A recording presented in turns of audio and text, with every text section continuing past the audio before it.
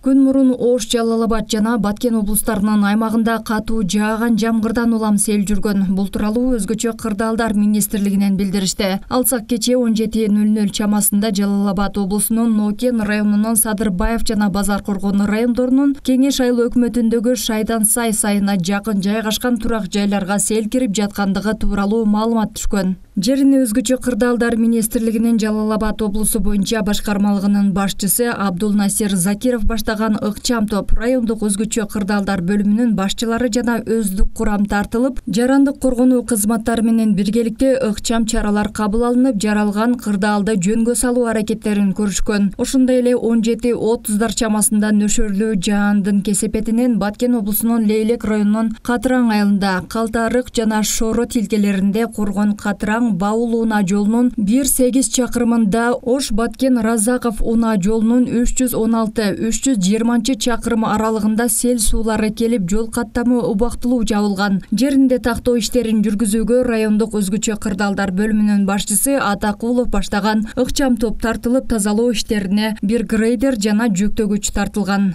Калтарык участкасында 5, Кара Суу айылында 1 туракчага кирген, калыбына келтирүү иштерине 10 куткаруучу тартылган. Баткен районунун Ак Татыр айыл аймагындагы селден улам Ош Баткен Разаков унаа жолунун 278 чакырымында унаа каттамы үзгүлтүккө учурап, жерине Баткен райондук өзгөчө кырдаалдар бөлүмүнүн башчысы Турдуев жана өзгөчө кырдаалдарга мониторинг жүргүзүү жана божомолдоо департаментинин баш кадиси Ормонов баштаган ыкчам топ тартылды. Натыйжада 2 турак үйдүн жер төлөөсүн тазалоо жумуштары колго алынып, жалпы 20 куткаруучу, ал эми саат 21:59 аэропорт тилкесинде жашаган жергиликтүү элди коопсуз жайга көчүрүү үчүн автобус жана атайын техника тартылган.